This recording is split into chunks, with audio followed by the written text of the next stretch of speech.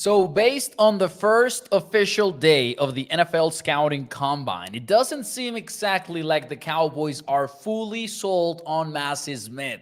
And in a way, they might have suggested that they are considering adding an early defensive tackle. Ladies and gentlemen, let's get to it. Here we go.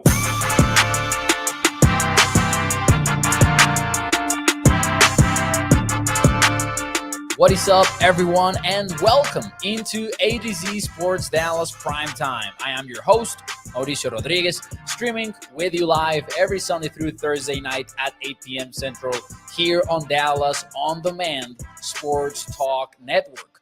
With a lot more content coming your way, make sure that you check out atcsports.com/Dallas. And as always, do me a favor and hit the like button for me if you enjoy the show. Welcome, everyone, on a Wednesday night.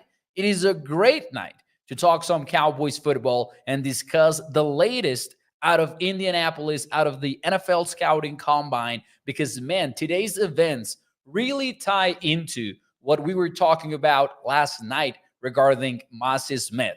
Sure, Stephen Jones went out there with reporters and told them everything's fine with Mazi. There's nothing to worry about. We've got ourselves a nose tackle, and we've got a plan for him, right? That was the message from Stephen Jones. However, actions will always speak louder than words. And in the NFL scouting combine, today was a day when defensive tackles and linebackers talk to media and talk to some of the teams. Of course, they can still do so if they didn't today. That is the case of a particular linebacker, the Notre Dame guy. Forgetting his name right now, but if they didn't get a formal interview today, they can still get it later, even if we're going to be talking about other players as well when they take to the podiums tomorrow and days after that. However, it stood out that knowing that the Cowboys have big needs at linebacker, that they have big needs at defensive tackles, it stood out that the Cowboys talked to many defensive tackles. Specifically, I'm talking about the formal interviews, because we could get into the informal interviews, but those can be very, very brief. I mean, formal interviews are brief, but informal can be like very irrelevant. So they can be sometimes misleading. But I do think there's something to note there regarding the volume of these informal interviews. Like the Cowboys met with a lot of these defensive tackles. That being said, let's focus on the formal interviews. In case you are not aware how it works in the NFL scouting combine nowadays, is each team is allowed 45 formal interviews with players in Indianapolis during the NFL scouting combine. Now, these 45 meetings have to be 18 minutes long each. So you don't talk with a player for more than 20 minutes. It's 18 minutes, boom, they're gone. And that is, regulated because these guys are talking with potentially 32 NFL teams. And of course, they don't want them to be exhausted, and they're taking care of the players. That's why they're regulated like that. Well, if out of 45 meetings, you're using 5 in defensive tackles, that should tell you something, right? That absolutely should tell you something. For contrast, the Cowboys are speaking with 3 linebackers so far, and they're going to add a 4th to the list, as I said, according to multiple reports. By the way, this is all via Nick Harris from DallasCowboys.com, who did a fantastic job really covering who was meeting with the Cowboys in a formal setting. But let's dig a little bit deeper here with what we're talking about. Out of those 5 defensive tackles, you've got at least 3 big guys. If not, 4. I would actually consider 4 big guys in this list. You've got T'Vondre Sweat, and I'm going to add here to the conversation the consensus board ranking of these players, because we're not talking about, day 3 type guys necessarily. You've got T'Vondre Sweat, who is 41st in the consensus board, and a lot of people see him as a top nose tackle of this year's NFL draft class, which means he could very well go in the first round. Then you've also got talking about the big guys here still, you've got a McKinley Jackson from Texas A&M, 331 pounds, 88th on the board. Mazi Smith from LSU, he's 83rd on the board and weighs in at 315 pounds. So let me just add this to the conversation. The Cowboys met with 2 out of the 3 heaviest defensive tackles in this year's class and 3 of the 8 heaviest. So they're clearly interested in big guys 1 year removed from drafting Mazi Smith in the first round. Now, that is quite the dilemma that the Cowboys are facing because they're balancing a little bit of, we just drafted a guy in the first round, but we still have a need and we still don't know really who Mazi Smith is, let alone who Mazi Smith is at a different weight, right? Because that's part of the big problem with Mazi. You're making conclusions out of his 2023 season, but you haven't seen him in his weight, in his real game time weight that he had in Michigan when size was a big part of his strengths. But then additionally, it's not as easy as being like, oh, he'll eat peanut butter sandwiches and be back and ready to go, and he's going to be a Pro Bowler type player. No, you're guessing at that point, right? Because you didn't really see a full body of work from him to make significant conclusions and get significant takeaways out of it. So it's not easy. It's not an easy conversation. Before I get to the comments here very quickly, I'll say this, though. They're meeting with Rook Orohoro from Clemson, who is more of a 3-tech. So, that's a little bit different right there. He's 288 pounds, and these are not the combined measurements. We're going to get those soon. But he's listed at 288 pounds in the board that I use over at A to Z Sports. Chris Jenkins, 307 pounds. So not really as big as T'Vondre Sweat, who is 346, or McKinley Jackson, who is 331 from Texas A&M, but definitely a guy that can play 2-gap type defense and actually has done so with Michigan. Talking about Chris Jenkins here, he ranked 6th in Bruce Feldman's famous freak list. So you're talking about, heavy dudes and nose tackle type dudes the Cowboys are meeting with. And again, day 2 or day 1 guys. So interesting to note. Does it reveal what the Cowboys are going to draft? Of course not. You shouldn't be taking these reports as, the Cowboys are going to take these guys, whatever happens. It's really not about that, but it does give you an idea, right? If they meet with 5 defensive tackles and then they don't meet with more guys at any other position, you might start getting certain ideas, right? We just learned about defensive tackles and linebackers today, though, so it's going to take some time to really figure out, and defensive ends. We also learned about some defensive ends, but it's going to take some time to really figure out what the Cowboys are planning. But today was very interesting because they do seem open to the idea of taking one of these top nose tackle guys. I wouldn't mind it. I'm going to be honest with you. I was having this conversation with a friend of mine who is really against the idea. And I understand why. Like, it's frustrating for you to invest a first-round pick in a nose tackle and then still have the necessity to do it later. But, man, the draft is about taking the best guy available. And if at 24th or 56th or whichever other pick the best guy is, let's say T'Vondre Sweat or any other of these guys, then you grab him, right? And I'll say this, I think the Cowboys are slightly better at that than people give them credit for. Shout out to Jeff Cavanaugh. He had a 2-minute clip today on his YouTube channel with a hilarious title, right? Where he was basically saying, don't draft horny. And his point was, don't draft out of necessity in the NFL draft and don't get there in April looking for an offensive tackle no matter what, right?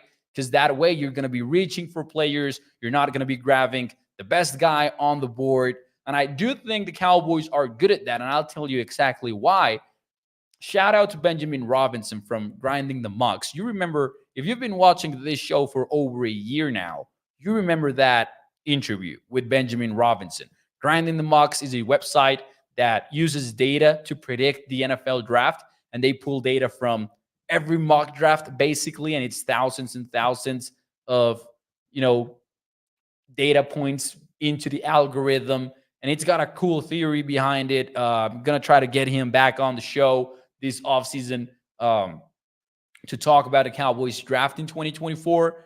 However, one of the key insights that he gave us when he was on primetime last year was this: out of the last 3 years, so I'm not including 2023, so the 3 years before 2023.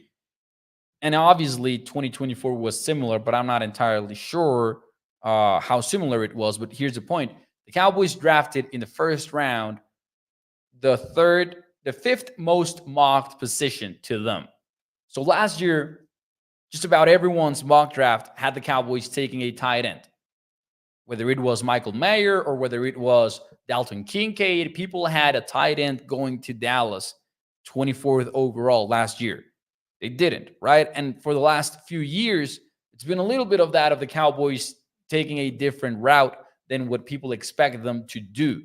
So I thought that was a very interesting data point, and I do think it speaks volumes about the Cowboys maybe not forcing a need, and at least there's something that, hey, that we could really compliment them for. I know we've been complaining about the Cowboys a whole lot this offseason for totally fair reasons, but one of the things that they do the right way is taking the best player available. With that being said, it sure sounds like the Cowboys are going to be open to the idea, and they're not going to be totally against grabbing a nose tackle if the board falls that way. Let me read some of your comments. Let's see what you guys have to say in the chat. Let me know, would you like or dislike the pick? Let me know in the chat if they do go with a nose tackle in either of the first 2 rounds of the NFL draft. Let me know in the chat. I'm interested in hearing what you guys have to say. Or let's include the third round as well. Bruce says, smash that like button or be coerced to come up with empty when horny drafting. This is Bruce. There you go. Mark Aaron says, no idea why they are so enamored with taking a tight end. Man, the Schoonmaker pick. Now that one has me scared straight with the Cowboys taking another tight end on this one. Isidro says, Seamer should devote a little extra time with Mazi. I am praying for a bounce back season. And I agree. This is one of those players that you want to get your hands on during the offseason in a big way. Cam says, I like Chilo as defensive back too. Oh, man. Chilo, is that the Colorado guy? Man, Chilo Sanders.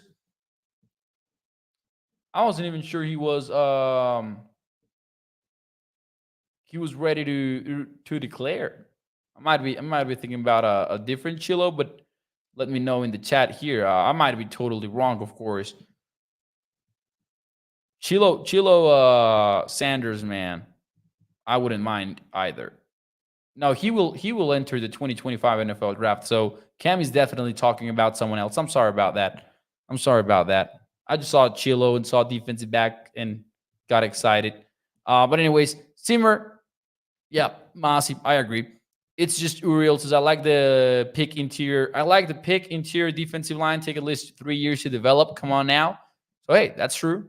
You can load up. On some of these guys, of course. Let's see here. Scott Robinson says, I'm not worried about their first round pick as much as their second round pick. They definitely have more misses on their second round picks compared to their first. Oh, absolutely. To the point that I'm not sure I'm worried. I've just given up on the second round pick. Man, the second round has been so weird for Dallas, all kidding aside. And they have gotten some hits, like Trayvon Diggs, for example. But for the most part, they kind of get a little bit wild in the second round. Like all of the risk taking that they don't take in free agency, for some reason, they take in round 2, right? Jalen Smith, Randy Gregory, those sorts of risks. And yeah, for the most part, it has not paid off for Dallas. We'll see what they do in round 2. And the thing is, I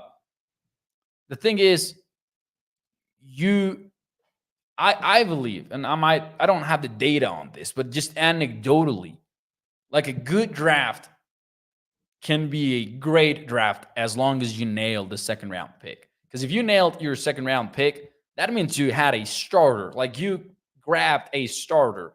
And man, you grab a year one starter in the first round, and that's usually a great payoff, right? I know there's more to it. I know there's upside to it, right? And sometimes a pick is nothing but an upside type pick, and some late round picks can also be plug and play where there's no upside, but the floor is pretty high. So there's a lot of variables on it, but usually if you nailed your second round pick and let's say you get a proper player out of the first, you should be in the clear, right? Like for the most part. So I think that's why the second round is so important, and it sucks that the Cowboys have not been hitting on it necessarily. So yeah, man, Cowboys visiting with a lot of these defensive tackles over in Indianapolis. Let's see what that means for their offseason a little bit later on. And let's see what that means for Mazi Smith as well, where he's going to enter a second year in the NFL where, assuming they take somebody, right? Assuming they take somebody in the first 3 rounds of the NFL draft, Mazi does not have the backup role guaranteed. Are we in agreement with that? Everything can happen in training camp. But right now, if you were to put together a depth chart of the Dallas Cowboys for the 2024 NFL season, assuming you bring back Jonathan Hankins, which I believe will happen, the Cowboys are interested. Hankins is interested, and he is not expensive to bring back. Hankins is still number 1, right? Until proven otherwise. If the Cowboys draft, let's say, Tavondre Sweat, or let's say Mazi Smith or McKinley Jackson, Mazi does not have number 2 guaranteed on that depth chart. He's absolutely gotta fight for it in the offseason.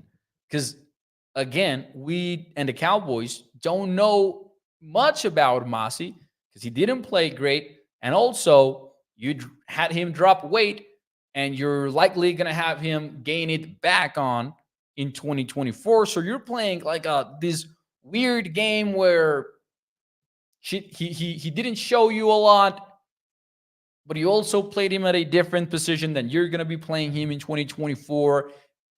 They messed it up. There's no other way around it. They messed it up. They messed up the Mazi Smith situation. And whether you want to say it's Dan Quinn or you want to say it's the front office or it's ultimately it's a significant personnel decision that I would like to assume was, there was a lot of input into that decision. I don't think Dan Quinn went rogue and was like, we're not going to tell anybody, Mazi, you're going on a diet. I don't think that's what happened. It was a global decision. Of course, the salesman had to be Dan Quinn. Right? He had to convince Dallas that, hey, this is the way to go. And it was a massive mistake. Anyways, let's see what you guys have to say in the chat. Catherine says, Mazi Smith did not show crap last season. And the question that the Cowboys have to answer is, are you going to show us something with those pounds back on now that we're going to give you the best diet in the entire world? I've talked about it, man. I think Mazi Smith is going to be the happiest man on earth this offseason in terms of his diet. David Lawrence says, Cowboys need to stop experimenting. They ruined Gallimore by putting on a ton of weight. They ruined Mazi by making him lose a ton of weight.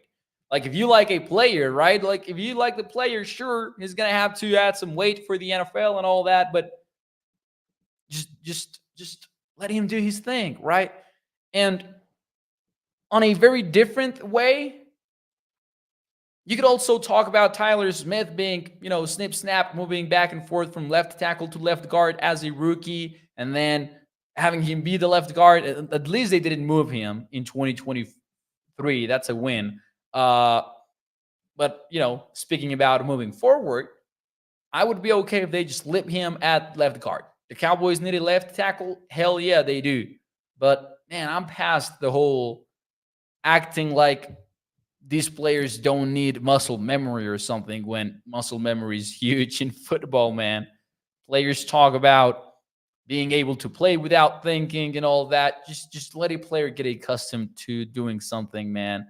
Because that's another thing. Moss is gonna play different brand of football with the weight added onto him. So that in itself is gonna be different when he's out there on the field. How many times was Mazi Smith lined up at three technique? We keep thinking about Mazi Smith as this nose tackle, right?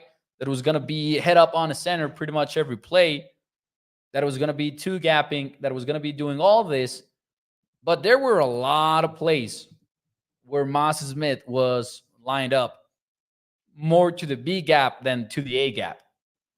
And let me see. Let me see if I can find some numbers on this. It's going to be tough. It's going to be tough. Hell, man. So, per Pro Football Focus, right? Very quickly, I'm going to say this. Per Pro Football Focus, snaps, yikes. Yikes. Mazi Smith had 307 defensive line snaps, all right? Out of those 307 defensive line snaps, he had 17 at nose tackle, he had 18 at right nose tackle, and he had another, what did I say? Sorry, man. 17, 18, and 13. Accounting for basically head up on a center and one technique to each side. 48 out of those 307. 15% of his defensive line snaps. Man, that is somebody that was not played the way we thought he was going to be played, right? He had 48. Yeah, man, we nailed it. 48 snaps over the A gaps and 220 over the B gaps. Damn it. I was pissed and I got even more pissed. Just looking at the numbers and confirming our priors. God damn. Hit the like button for me just for being able to operate the calculator while streaming. Man. See what you made me do? See what you made me do? He's going to be playing a different position in 2024. Because Mike Zimmer is not going to take over the Cowboys defense and be like, hell yeah, my three technique. No, man, no. Mike Zimmer is going to want him to be that gap-eating monster that he was supposed to be.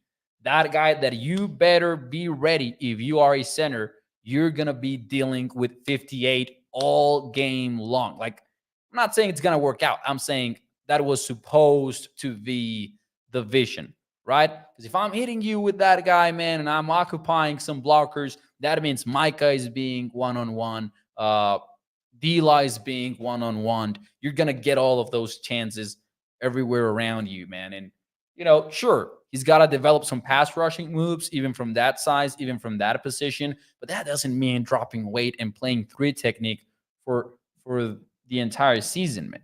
But I do wonder, man, who was playing over the A-gaps then? Cowboys did not care about the A-gaps a whole lot in 2023. Let's see Jonathan Hankins just for contrast, man, because I'm curious now. 145 A-gap snaps. And of course, you know, B-gap snaps because you're going to be moving around as a tackle, but man. Anyways, let's read some of your comments here. Knowing Jerry and his family wouldn't take sweat dough, says Cam, they're too cheap. Gregory says, Mo, the war is won in the trenches. Absolutely, it is. And now that you're getting a coach that is not going to be middle of the field closed all the time, that is not going to be one high all the time, you're got to be ready to stop the run with two high safeties. And that means being able to stop the run with a non-loaded box, right? You got to be able to defend the run even from a six-man box. And that is tough to do if there's not somebody eating space and, you know, having the linebackers work freely, right? You got to have multiple big dudes, right? You got to be able to get on a tight front where the defensive tackles are pretty much, or the defensive ends are pretty much head up on the tackles, and they're getting ready to do all this sort of wild stuff to play one gap and a half and all that. But anyways, Dominic, shout out to you, sir. He says, Mo, you're right on it. Appreciate you, sir. Let's see what happens, man, moving forward. But sure, expect the Cowboys to be in the lookout for some of these defensive tackles. And I'm not sure it means giving up on Mazi, but it means being open to potentially giving up on Mazi, maybe, right? Difficult situation, but yeah. Anyways, ladies and gentlemen, we do have one more thing to get to on tonight's episode of A to Z Sports Dallas Primetime, and that is the rookie report cards. Not rookie report cards, sorry. The NFLPA report cards. I don't know why I called it rookie report cards. But anyways, for those of you who are unaware, the NFLPA, which is the players' union, basically, they gather feedback from over 1,700 players. They make a survey, make necessary questions, and they get feedback of how their experience is going with each of the 32 NFL teams, right? So if you're a Cowboys player, you answer a questionnaire about the Dallas Cowboys. And this is broken up into several things, ranging from ownership and head coach to treatment of families. How is the food in the cafeteria? How is the locker room? How is the training room? They get into all of these details and they get a grade. And then besides the grade, they rank them. It's got to be something like a bell curve because they rank them from 1 to 32nd in the NFL. Now, before we get to the Cowboys stuff, let me tell you something very, very weird. The Kansas City Chiefs ranked 32nd in ownership. How the hell do you go 32nd in ownership after winning back-to-back Lombardi trophies? What? How does that even work? I'll tell you how it works, and I'll tell you two takeaways. One is a funny one. It is a funny one. And two, it's a sad one for us, Cowboys fans. Number one, there are reports, not reports like, this is known among the Chiefs fan base. 2023, something huge happened in the Chiefs locker room. A development that players asked for after the 2022 season. And the Chiefs said, you know what? Yeah, we're going to spend on you. We're going to invest on this team because you guys were the champions. And in 2023, massive development. The Chiefs get chairs with a back on them so they can lean back. And, that they get actual chairs in the locker room. That's how you get a 30-second. That's how you get a 30-second grade in ownership. That was a W for the Chiefs facilities in 2023, right? They didn't have chairs with backs on them before 2023. They gave it to them, and that was supposed to be the win that would have them ranked very high as an ownership in 2024. That being said, though, and all kidding aside, the bad part of it is that Cowboys Nation usually says, man, if we had different ownership, then the Cowboys would go beyond in the postseason. And that is true. But also, their ownership is not in charge of the football operations, right? So the Chiefs owners can suck, but they're not GMs. Stephen Jones is the GM. So, man, like the de facto GM, not the official GM, I know. But, man, it's just frustrating in that sense. Now, all that being said, let's move on to the Cowboys. Rated out pretty well, Mike McCarthy got an A, 9th best in the NFL. Ownership got a B, because I think it circles back to the same thing, right? Ownership is more about, the owner treatment. And we know Jerry Jones is good at that, right? Jerry Jones and company are good at that. So they had a B as a grade, which is not great, but it's good. 19th in the NFL was the ranking. Team travel, 22nd, not great. Turns out there are 7 teams in the NFL that ask their players to have a roommate, or at least some of the players to have a roommate during trips. And it turns out the Cowboys are one of those seven. I'm not sure what to make of that, because I'm not sure it's it's a money thing, or if it's more like a bonding team, right? A team morale thing where you're sharing a room with your guy, and it, there might be something there that it doesn't mean that the Cowboys are cheap in that aspect. Strength coaches, they were 17th. Locker room was second in the NFL. Nutritionist 11th. Food was 11th.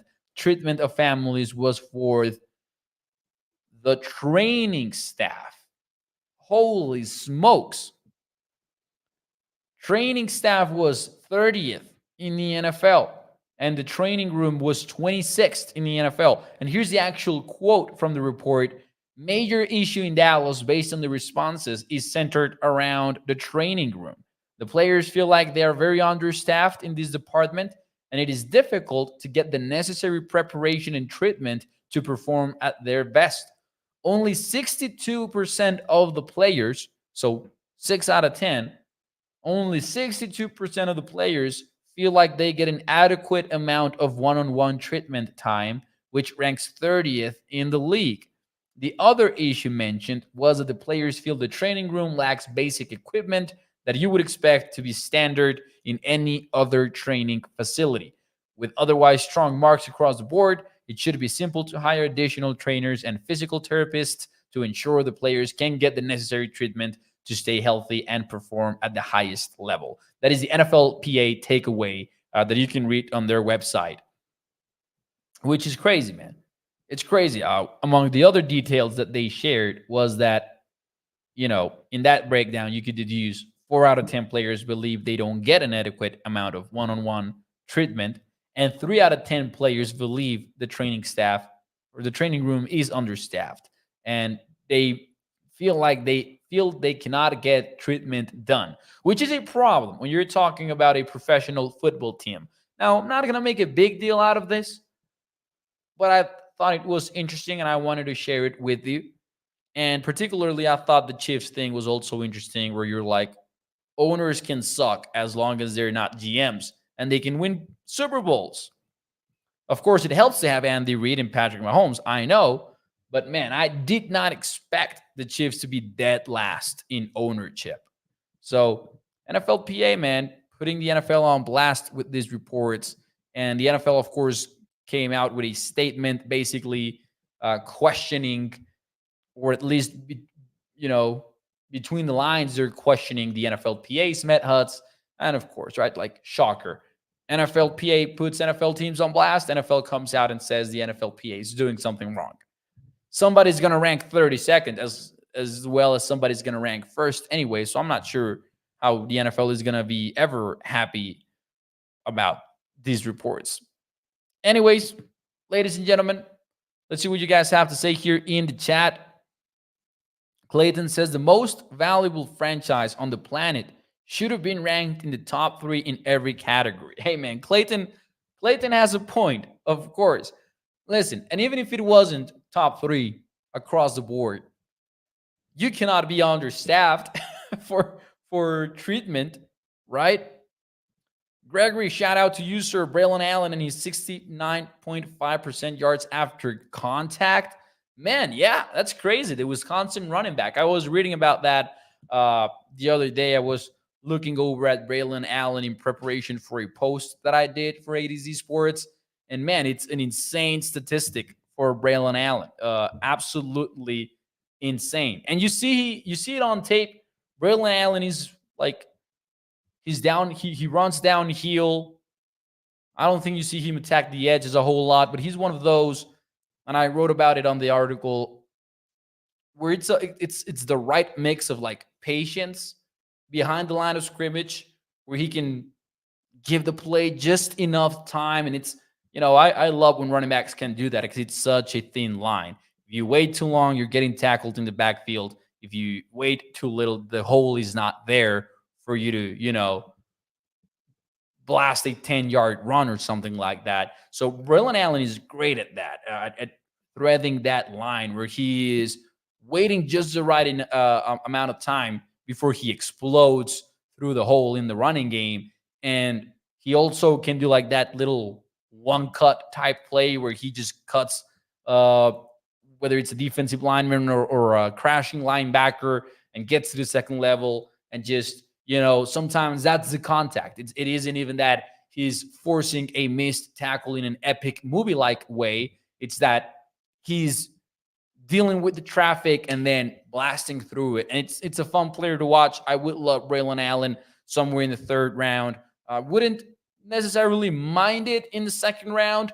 But in the third round, I would love it. Absolutely, man. Running back is going to be a fun position to see how it shakes out, because you can be all over the place with who is your favorite running back, because there are many of them for day two, and they have similarities and differences that it's going to come down to just who's your favorite and who fits the best with your scheme. But I would like Braylon Allen because I do feel he's a little bit of like, he's physical. I would like that type of physical running on the Cowboys for the 2024 season for sure. Let's see here. No, Mark, I did not. He asked if I got another haircut. Not yet, man. No. Get one about every month and a half, 2 months, really. I didn't want to make that 1 month. And, oh, snap, I got to find a new barber shop, by the way. We'll see how that plays out. Anyways, I won't bore you with those details. Mark Aaron says, watch Marshawn Lloyd. He's a bad dude from USC. I have not watched Lloyd's tape in detail yet, but he's definitely fun from what I've seen. Cowboys are going to have options. Cowboys are going to have options in round number 3. Anyways, ladies and gentlemen, I think round 3 is the optimal spot to pick your running back. The problem is you're picking late in round 3, and that might be an issue. But anyways, ladies and gentlemen, wrong button. Sorry about that. That will be it for me tonight here on the show. Tomorrow night, we've got a guest on, and it's somebody that went behind the scenes in the analytics world of the Dallas Cowboys. He interviewed people behind the scenes that have worked with the Cowboys analytics department, wrote a series about it on Blogging the Boys. We're going to have David Howman join the show tomorrow night. So make sure you tune in. We're going to be live at 8 p.m. Central. And take care. Hope you have a fantastic Wednesday night, and I'll see you tomorrow. Bye-bye.